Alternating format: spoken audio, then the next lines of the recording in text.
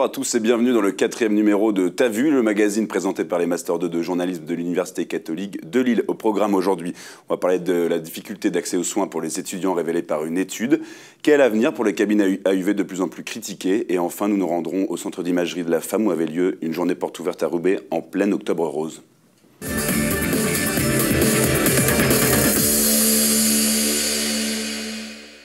De plus en plus d'études le montrent, les étudiants ont du mal à se soigner. La dernière en date est celle d'Emevia l'année dernière. Victoire Demolner et Charlotte Huguer ont mené l'enquête. Un étudiant sur deux refuse désormais de se soigner. Selon la dernière étude d'Emevia, premier réseau national des mutuelles étudiantes, un tiers des étudiants renonçaient aux soins médicaux pour raisons financières. Véritable parcours du combattant, l'une des causes principales de ce recul serait donc la situation sociale et financière des jeunes. D'abord par manque de temps, puis ensuite avancer l'argent. Vu que mes études elles me demandent quand même pas mal d'achats niveau matériel, souvent j'ai pas de quoi avancer médecin. La moitié des étudiants vivraient avec moins de 400 € par mois. Les jeunes sont de plus en plus confrontés à l'augmentation du coût de la vie quotidienne, préférant ainsi diriger leurs dépenses vers d'autres besoins. Il existe donc une baisse indéniable de l'autonomie étudiante devant l'accès aux soins santé. Pourtant, des centres médicaux spécifiques aux étudiants existent, comme le CPSU, Centre polyvalent de la santé universitaire. Mais alors pourquoi les étudiants se dirigent-ils davantage vers ce type de service santé ? C'est la simplicité. En fait, les étudiants, ils ont un centre sans rendez-vous, donc ils peuvent venir quand ils veulent. Oui, nous ça va crescendo au niveau des consultations. Logiquement, normalement, depuis maintenant un an, les médecins doivent pratiquer également le tiers payant. Quand vous avez une consultation à 25 €, il y a 17,50 € qui est pris en charge par la sécurité sociale et les 7,50 € restants sont pris en charge par la mutuelle. Donc en France, on est libre d'avoir une mutuelle ou de ne pas l'avoir. Le 30 octobre 2017, le Premier ministre Édouard Philippe a réformé le régime de sécurité sociale étudiant en le supprimant. Impact direct sur le rôle des mutuelles étudiantes. Mais quelle solution pour améliorer le système santé jeune ? Donc on s'est dit, il y a des services de santé au niveau des universités, au niveau des facultés. Pourquoi on n'associerait pas plus les étudiants à ces services-là pour justement qu'il y ait une prise en main du sujet de la santé des étudiants sur un campus, sur une université, par les étudiants eux-mêmes. Parce qu'après tout, les étudiants sont les mieux placés pour savoir ce qui ne va pas et pour faire cette expertise de leur état de santé. Une restructuration en profondeur du système serait une des solutions pour attirer à nouveau les jeunes vers la santé. Charlotte Huguer est avec nous pour parler de ce sujet. Bonjour Charlotte. Bonjour. Alors comme on l'a vu dans le reportage, de plus en plus de jeunes se tournent vers les centres de santé universitaires. Ils sont-ils bien soignés dans ces centres? Alors oui, ils sont bien soignés. Il faut savoir que ce sont de vrais médecins, de la profession qui sont là. Donc il y a des médecins généralistes, mais aussi des spécialistes, comme il y a des diététiciens, il y a aussi des gynécologues par exemple, ou encore des psychologues. Donc il ne faut pas penser que parce que c'est universitaire, ce sont... des gens pris un peu n'importe où, même au sein de la profession médicale. Souvent, les médecins rechignent un petit peu à venir dans ce genre de centre, alors que la qualité de soins est tout aussi bonne que chez un médecin traitant ou un spécialiste. Pourquoi les médecins, justement, rechignent à aller dans ces centres universitaires ? Parce que justement, ils pensent que comme c'est pour les étudiants, ça ne va pas forcément être très utile, ou alors ils ne vont pas avoir à donner une qualité de soins aussi bonne. Il faut savoir qu'il y a un consensus au niveau de la société sur justement l'étudiant et son rapport à la santé. On a souvent tendance à dire que l'étudiant, il ne fait pas attention, il a une mauvaise hygiène de vie et il ne va pas aller se soigner parce qu'il n'a pas le temps, parce qu'il n'a pas envie, parce que pour lui, c'est pas important.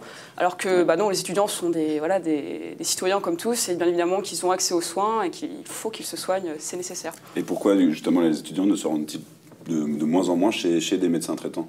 Justement, pour ces raisons-là, ils ont du mal, ils ont l'impression qu'ils ne vont pas être traités aussi bien s'ils vont chez un médecin généraliste par rapport à cette histoire de consensus, parce qu'ils vont se dire qu'ils ne méritent peut-être pas forcément, ou alors comme on n'attend pas d'eux d'aller se soigner, ils ne vont pas forcément le faire, parce que c'est un peu ce que tout le monde fait. Okay. On va rester dans le domaine de la santé. Le 10 octobre dernier, l'Agence nationale de sécurité sanitaire rendait publique une étude inquiétante sur les cabines à UV. Quel avenir pour ce domaine? Un reportage de Clara Lefebvre-Manon et Caroline Delattre. Est-ce bientôt l'éclipse totale pour les cabines de bronzage? Dans un avis rendu le 10 octobre, l'Agence nationale de sécurité sanitaire a demandé au pouvoir public de prendre des mesures pour faire cesser l'exposition de la population aux UV artificiels. Pourtant, les cabines prennent des précautions, comme c'est le cas de Marc Lecamus, responsable de l'Institut de bronzage Bora Bora. Je mets en place des protocoles de sécurité, de nettoyage. On met aussi en place des affiches qui sont aussi législatives pour expliquer que les UV, si c'est mal fait et surdose, ça peut être aussi dangereux que manger trop de bonbons. Hein. On va rigoler un petit peu, mais voilà. Et ensuite, on met aussi, après ça c'est des soins un peu plus liés au salon, on met des serviettes à disposition, il y a des lunettes à disposition, donc c'est interdit de rentrer sans lunettes d'UV. Contrairement aux croyances sociales, les UV ne présentent pas uniquement des risques de cancer. Et les rayonnements artificiels ne préparent pas la peau au bronzage naturel et au coup de soleil. Des problèmes dus au mauvais entretien des machines selon certains.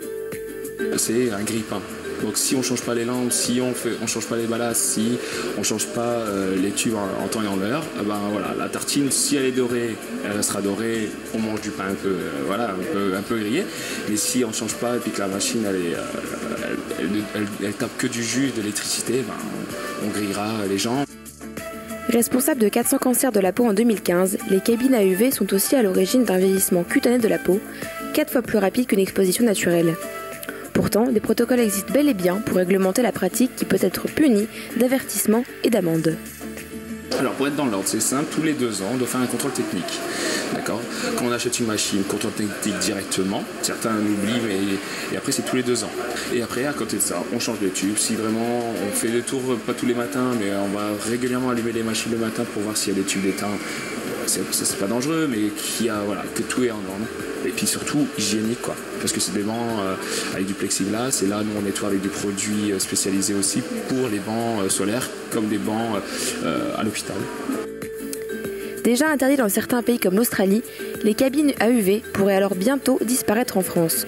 Pourtant, les clients continuent de venir, malgré les brûlures, comme c'est le cas d'Emeline, utilisatrice de cabines à UV. Oui, quand même, je m'étais renseignée un peu avant d'y aller, et surtout des fois en sortant, quand j'avais quand même le visage assez rouge et je me disais oui, là ça crame, j'avais bien conscience que c'était pas forcément simple pour la peau, mais bon, c'est vrai qu'on se dit une fois de temps en temps, ça peut pas faire de mal. Les cabines à UV restent donc, d'après les professionnels du secteur, un moyen sûr contre l'avis de l'Agence nationale de sécurité sanitaire. De ne pas faire non plus d'amalgame entre une surexposition et quelques séances d'UV. Une séance d'UV, c'est une journée à la mer. Souvent, c'est vraiment grossier, quoi. C'est vraiment, souvent on dit un quart d'heure, ça vaut 1 heure de soleil, et 20 minutes, 2 heures. Donc à la personne, je leur dis, voilà, si tu vas te balader au Touquet, tu vas pas dire attention mon cancer, attention je vais avoir un cancer. Donc tu as été une fois de temps en temps, et puis c'est des journées où c'est des journées de canicule. Les cabines à UV fermeront-elles ? Rien n'est moins sûr. Mais une législation plus ferme envers les commerces peu scrupuleux est envisageable. Clara Lefebvre-Manon nous a rejoint pour parler de ces cabines à UV. Alors bonjour Clara. Bonjour Armand. Alors pourquoi ces cabines sont-elles nocives justement ? Alors l'agence a envoyé un rapport donc le 10 octobre signifiant que ça provoquait par exemple un vieillissement cutané de la peau 4 fois plus rapide qu'une exposition naturelle au soleil. 400 cancers de la peau ont été détectés dus aux cabines à UV en 2015. Donc c'est plein de petits éléments, enfin petits gros éléments qui montrent que ces cabines à UV sont relativement nocives pour la peau. Puis en plus, selon la croyance, les gens pensent qu'une cabine à UV, ça prépare la peau au soleil. Pas du tout, c'est complètement faux. Justement, limite, ça l'abîme encore plus, plutôt que le soleil avec ses UV plus ou moins naturels. C'est nocif. Et justement, si ces cabines à UV venaient à être interdites, quelles conséquences dans ce domaine ? Alors déjà, ce serait 22 000 emplois qui sont quand même menacés, donc c'est beaucoup. Mais au-delà de ça, après, je pense que ce seraient les utilisateurs qui seraient déçus de ne plus pouvoir les utiliser. Et c'est les conséquences les plus graves au final, puisque après, il n'y a pas d'autre enjeu particulier. Ok, on va passer à un autre reportage. En France, une femme sur 8 risque de développer le cancer du sein. Pour la 25e année consécutive, on est en plein Octobre Rose, une campagne de lutte contre le cancer du sein. Au centre hospitalier de Roubaix, ce vendredi, avait lieu une journée porte ouverte au sein du service imagerie de la femme. Valentin Delépole et Charlie Kreter se sont rendus sur place. Ce vendredi 19 octobre avait lieu une journée porte ouverte au sein du service d'imagerie de la femme au centre hospitalier de Roubaix. Dans le cadre de la 25e année du mois d'Octobre Rose, l'hôpital Victor Provost mettait en place des activités réservées au public. Au programme, une visite guidée du service et du mammographe numérique le matin, suivie d'une pièce de théâtre en début de soirée. Une journée dédiée au cancer du sein, réunissant les femmes pour lesquelles il est important d'en prévenir les risques. Alors pourquoi faire ces portes ouvertes dans un hôpital? C'est pour pouvoir démystifier un petit peu le centre hospitalier, faire connaître l'endroit où l'on peut se faire dépister, proposer une visite du mammographe pour lever un petit peu les freins au dépistage et également montrer un peu tous les partenaires qui peuvent accompagner les personnes lors de la prise en charge. Malgré toutes les avancées scientifiques et les campagnes de prévention et d'information, le cancer du sein demeure la première cause de mortalité par cancer chez les femmes. Cette journée porte ouverte est l'occasion de nous rappeler qu'un dépistage précoce peut sauver des milliers de vies. Le but, c'est de dépister des tout petits cancers, donc qui ne sont pas palpables, qu'on n'a pas à l'examen clinique. Et du coup, c'est des cancers qui n'envahissent pas les ganglions et notamment qui ne sont pas métastatiques et du coup qu'on a plus de chances de guérir. Et il y a une meilleure survie des patientes. On peut avoir une survie à 5 ans à plus de 90% grâce au dépistage en fait.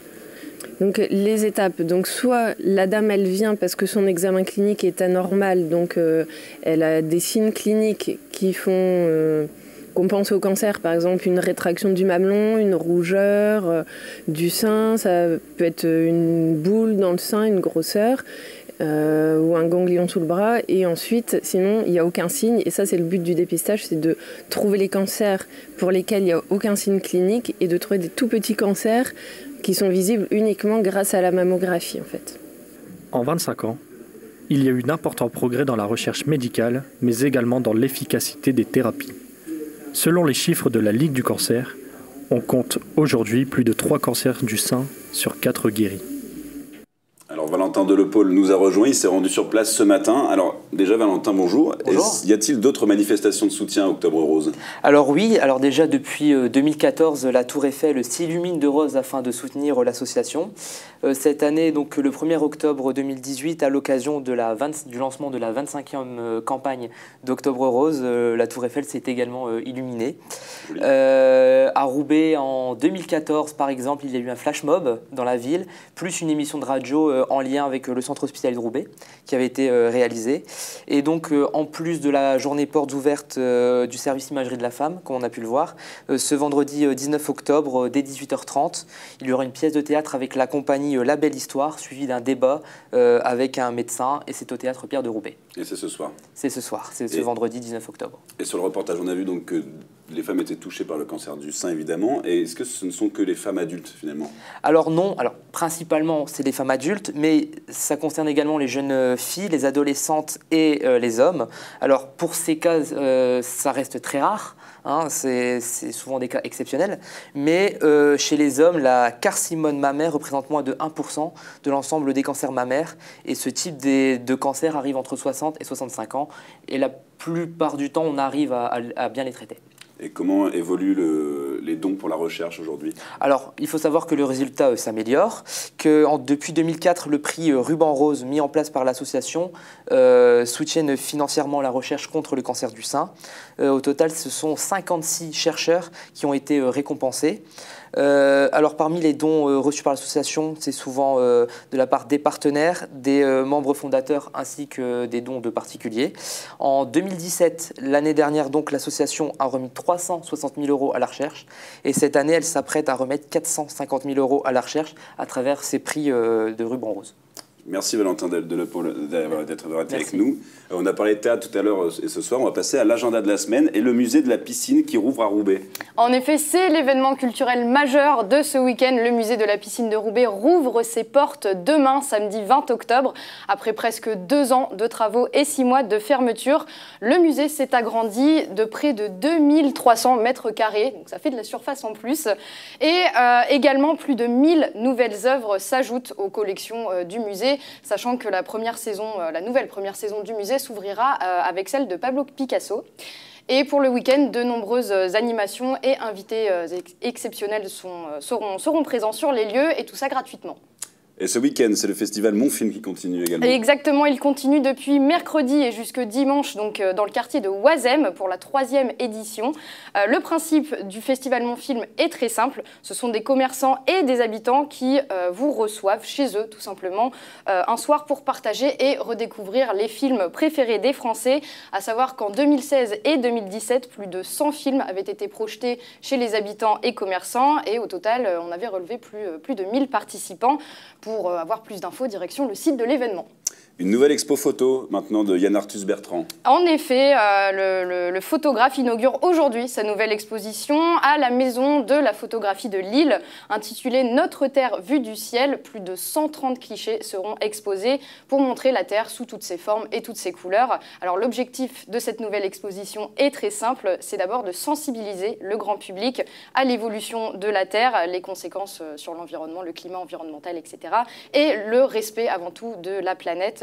Le film également de Yann Arthus Bertrand, Human, très réputé, sera diffusé continuellement tout au long de l'exposition et elle se tiendra jusqu'au 11 novembre prochain. On va finir avec un événement mode et des ventes vintage. C'est ça, c'est le Pépite Market ce dimanche 21 octobre. Alors, vente de fripes, vinyles, bijoux et accessoires vintage. L'idée est de mettre en lumière les créateurs et associations de la région. Alors, parmi les partenaires, on trouve notamment Funny Vintage, qui est l'une des friperies les plus connues du quartier d'Oisem. Encore VW, donc, qui est une créatrice qui fait absolument tout à la main, tous les accessoires de mode. Et encore La Captivante, qui s'occupe exclusivement des bijoux. Donc, rendez-vous dimanche entre 14h et 20h au bar La Pépite au niveau du théâtre Sébastopol. Eh ben merci Victoire de Molner et merci à tous de nous avoir suivis pour cette édition du magazine T'as vu. On se retrouve la semaine prochaine à la même heure pour un nouvel épisode de T'as vu. À la semaine prochaine.